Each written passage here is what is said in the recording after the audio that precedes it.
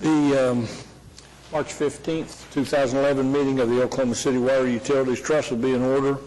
First item on the agenda is the approval of the minutes from the March 1st meeting. Move approval. Second. I have a motion and a second to approve the minutes. Are there comments, questions? Hearing none, voting please.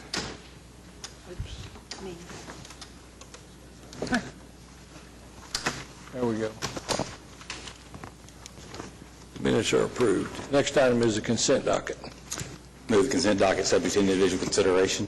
Second. Motion and a second to approve the consent docket. Are there matters to be discussed separately? A couple of minor questions, Mr. Chairman. On item 3D2. 3D2. This is a sanitary sewer replacement. And the thing that got my attention was the difference between the engineer's estimates and the bids. And these things always concern me that there was something missed on the side. We had an engineer's estimate of a little over $800,000, and the winning bid was a little under $500,000, which is a significant difference. And I understand that there's a tendency to estimate high as to avoid rebidding, but that's a game that our contractors could figure out pretty quickly if we weren't careful. Well, this one's interesting also because the wide range in the bids themselves are dramatic, much more dramatic than normal. It was, so it's about 6,300 feet of 8-inch pipeline.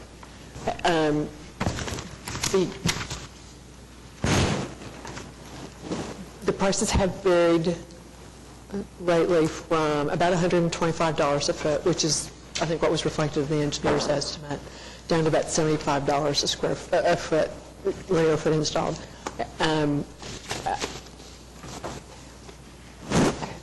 Other than that, I think that probably is the direct difference, is the wide range we're seeing in pricing. Those contractors have been successful. This is pretty much a sort of straight lay, relatively simplistic, even though it's a replacement.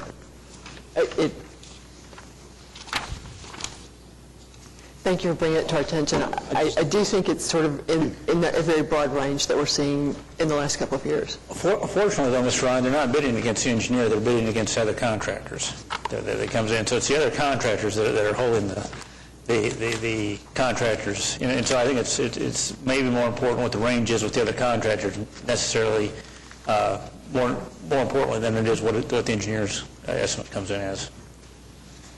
No comment. Another question I have is on D9, 3D9. This is a project at the Overholser Water Treatment Facility. And that's a facility that I understand is short-lived because we're getting ready to replace it. And yet we're going to spend $500,000 out there. Is there any way we can get around that? We believe the situation's bad enough we're really going to have to spend $500,000 to get us through the next couple of years. Mr. Johnson's going to help us figure out whether there is an option that is either less expensive or faster to implement. Yes, the Overholser plant has been on end-of-service watch for, I guess, about 25 years. We do definitely need it until we can complete the current expansion of the Hefner plant, and that's we've got 3 years essentially. So we think we have to go through 3 summers. We're looking carefully at Overholser. It has operated more than in recent years. In the last couple of years, while we had the Ithaca pipeline down, it's operated more than it had in years prior to that. And we're seeing some definite wear and tear. The superintendent for the water treatment plants is looking at what else needs to be done to bring Overholser up to speed so we can rely on it this summer. It's experienced some recent additional breaks besides. So we're looking at the plant as a whole. It's just a curiosity question. And then on E5, 3E5, this is an amendment for engineering services, and it's a big project. But is there any limit on the amount of amendments that we can take in?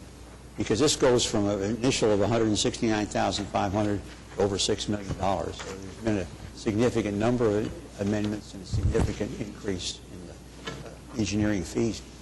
I'm not questioning the validity of the amendments. I'm saying, I'm just sort of curious as to, is there a limit at which time we stop and rebid the thing, or reassess it? I'm going to ask Sam Smitty to help me a little bit with the Corolla contract. It is true that the contract at Draper has gone through several amendments.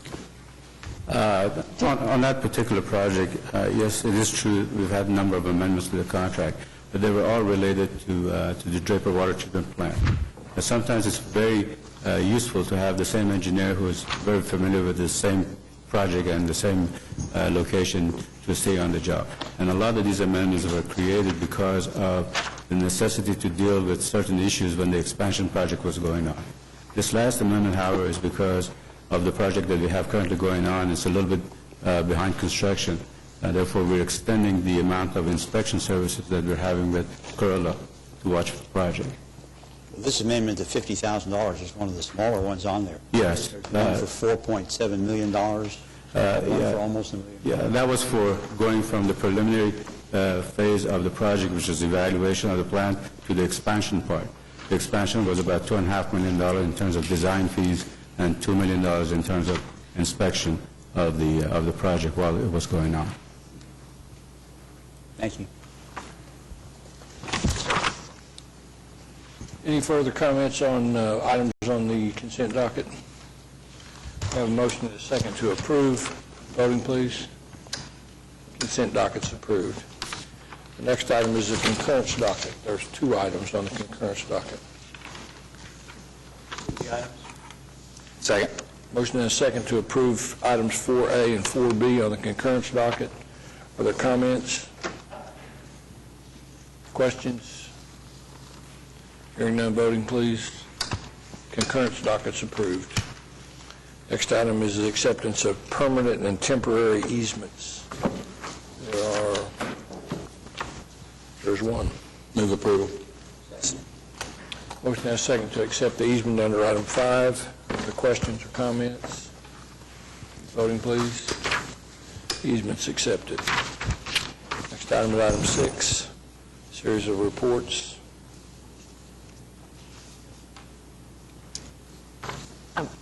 Move the operating fund cash projection report be received. Second. Motion and a second to receive the reports. Are there comments on the reports?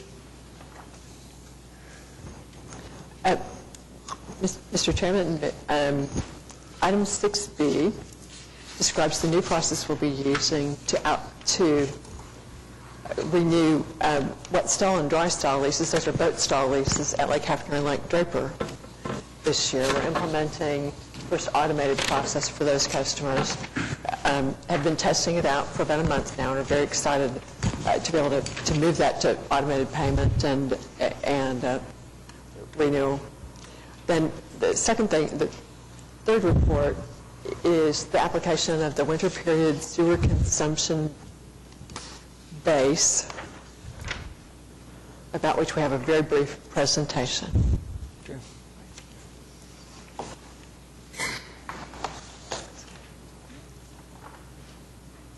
Well, should we receive B before we go to C?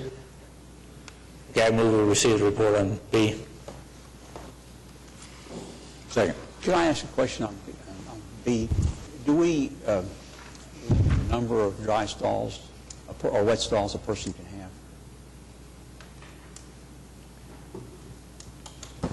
have? Currently, we haven't been doing that. Will this new system allow us to monitor that better? We could change the programming so that it could limit it, but at this point in time, what we're trying to do is allow, through OKC.gov, the opportunity for customers that already have agreements that they put in place at the marina to renew them if they leave everything the same. I understand. That's all we're trying to do. But we will have more automated records to look at and review. Because when I was out at Hefner, there was a boat dealer who had about 6 or 8 slips out there. And it caused some controversy among the others who couldn't get slips.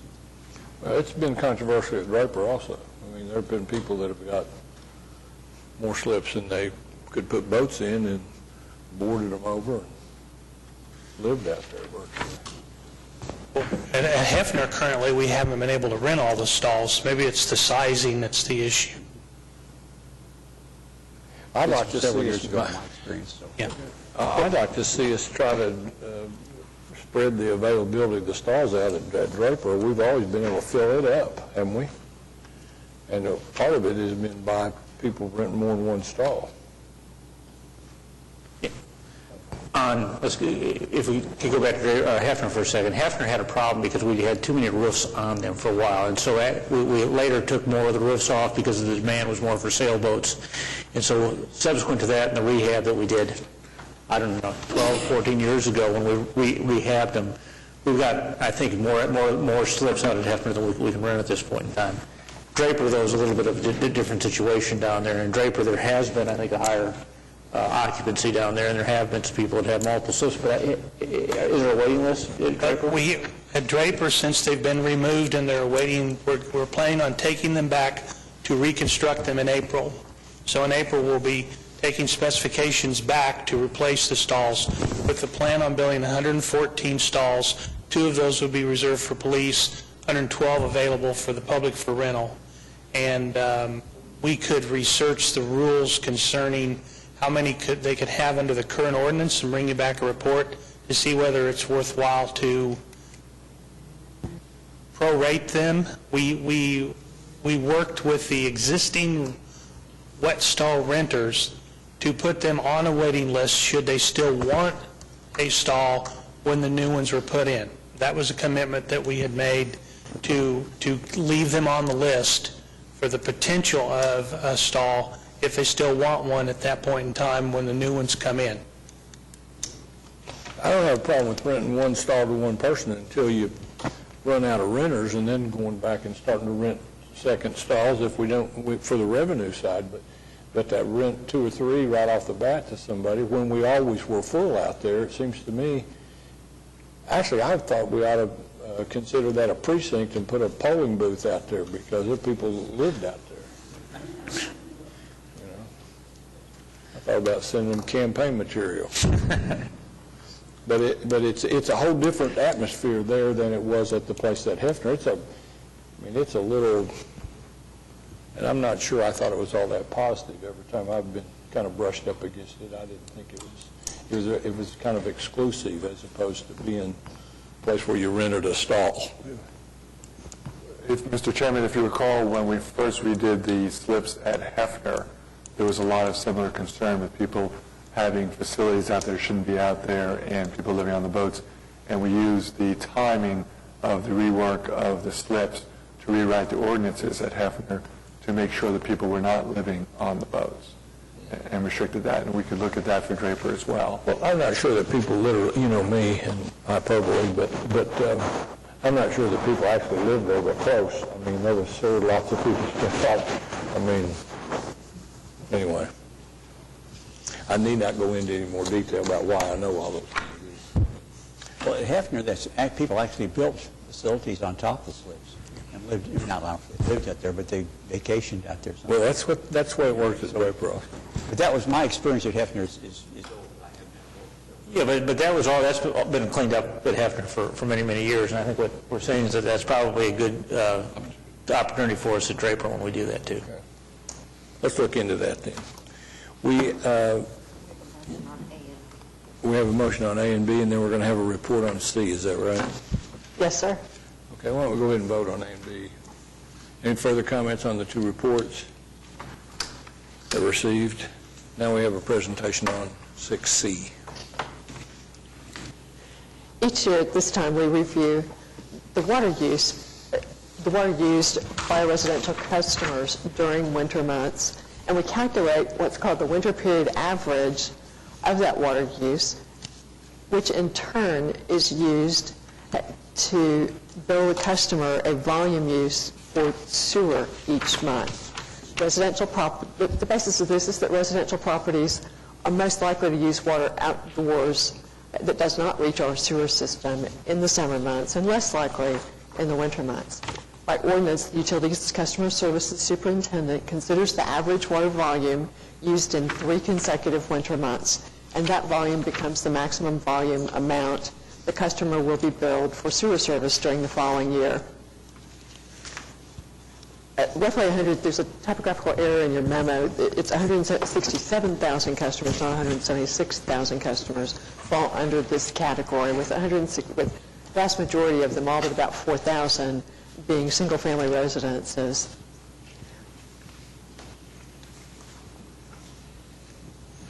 Billing months from which 3 consecutive months must be chosen are October through March, and that means water use from September 1st to February 28th. Now, let's talk about the weather. September experienced normal rainfall, but all the rest of the months were dry this winter. Climate records, although my recollection is not the temperature was normal, apparently it was. What we found when we looked at the billing system data for 3 potential periods, October through January, November through February, and December through March, and looked at the groups of customers within the winter period averaging system, is that the least impact for customers, of the options chosen, the least impact appears to be December through March. We have an anomaly with mobile home parks, which are a total of 270,000 customers this year, that we'll need to go back and take a look at and work with customers on as we set those averages.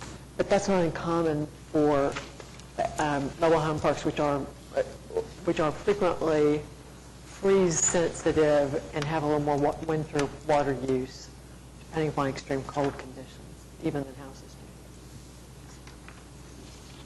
Happy to answer questions. I think at some point in the future, we should probably consider just fixing the months.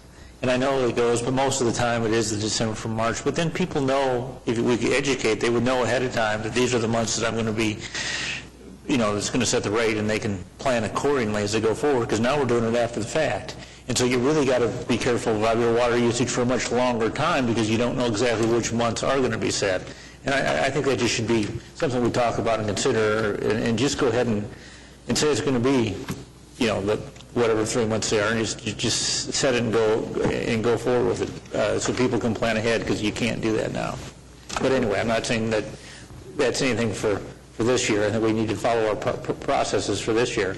But I think maybe we should consider that as we go forward. And I know that there are variations in the weather that some people would probably be hurt on that. But in the future, if we have some anomalies in the weather, but it just seems to me that right now you're shooting in the dark for what those months might be as you go forward, and then we set it after the fact.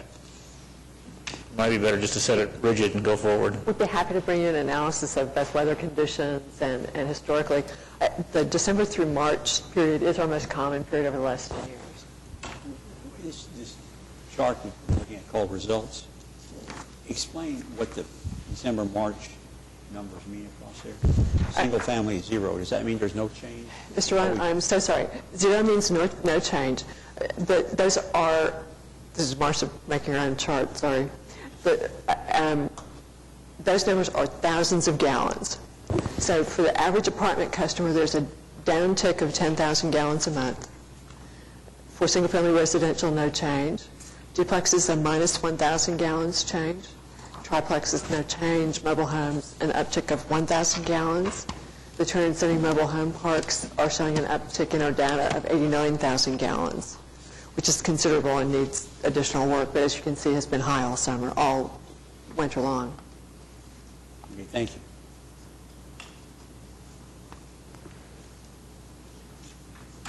So the net impact on single-family homes, for instance, if we adopt December through March, is nothing. It'll be the same as it was last year. On average. On average. On average, yes. So we may have some go up and some go down within the single-family category. Yes. And when will that be reflected on their bills? When will that change? Bill sent in April.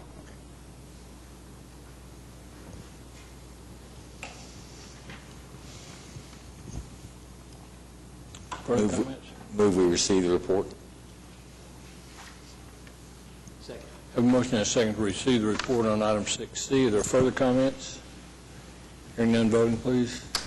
Report's received. Item 7, first item is ratification of the water utilities trust payments. So moved. Second. Have a motion and a second to approve the trust payments. Voting, please. Payments are approved. Next item is the joint resolution with the City of Oklahoma City authorizing the payment for operating cost adjustments at the North Canadian and other plants. Second. Motion and a second to approve item 7B. Other comments? Quick question for him, Marcia. Is it mostly on flows or loopings, or what was the overage on?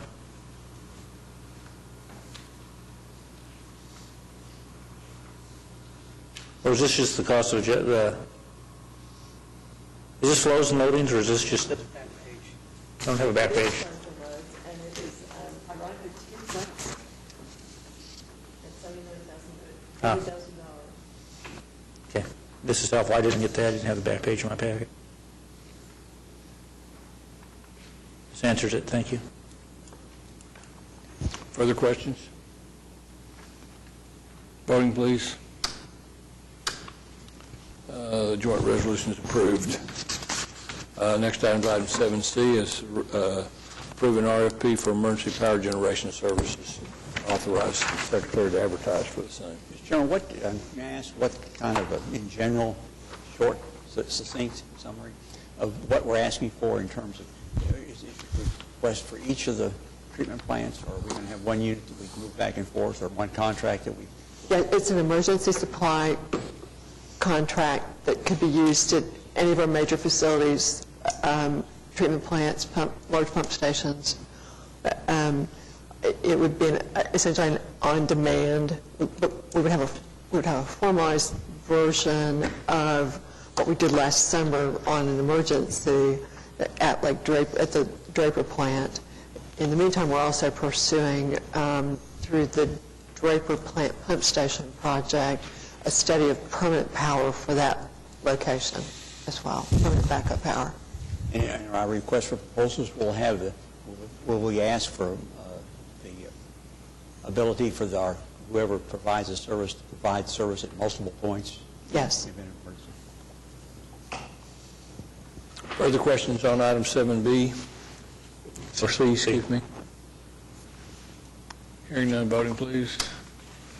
7C is approved. 7D is acceptance of a quitclaim deed for water main project Northwest Expressway and Piedmont Road. Move approval. Motion and a second to approve item 7D. Other questions or comments? Voting, please. 7D is approved. Is there any new business to come before the trust today? Comments from trustees, staff? Mr. Chairman, a question. During the course of the election we had a couple weeks ago, I had some comments about low water pressure in the area north of 170 and west of Pennsylvania. There's a big subdivision in that area. I wondered if we had other complaints, or this was just somebody who was unhappy about just things in general. The follow-up, water pressure is normally extremely high there. We'll follow up, we'll set some pressure meters in the area. I had an interesting conversation this week with one of my clients who called me, had received a phone call from someone conducting a push poll with regard to her attitude about water and contracting with the state with regard to water. And the question that was most interesting was, she answered the poll, I believe, in saying she supported Oklahoma City's effort to buy Southeastern Oklahoma water. And then the push poll asked, well, would you continue to be in favor if you knew that Oklahoma City intended to sell water to Texas? Of course, she didn't know she didn't know how to respond, but she said she still would be in favor of it anyway. But our contract, obviously, that we put forward indicates that under no circumstance would we sell water outside the state. I just thought it was interesting that someone's out there not just polling it, but push polling. It's actually interesting, because the language in it prohibits us from selling the water to Texas. And we got beat up by Texas for having that language in there, which I thought was interesting, and now we're getting beat up by the push poll because we're selling water to Texas, which of course is untrue. It was some firm out of Las Vegas. It was something, Guido's polling company or something, out of Las Vegas. But it was interesting anyway. Anyway, any other comments? Hearing none, we're adjourned.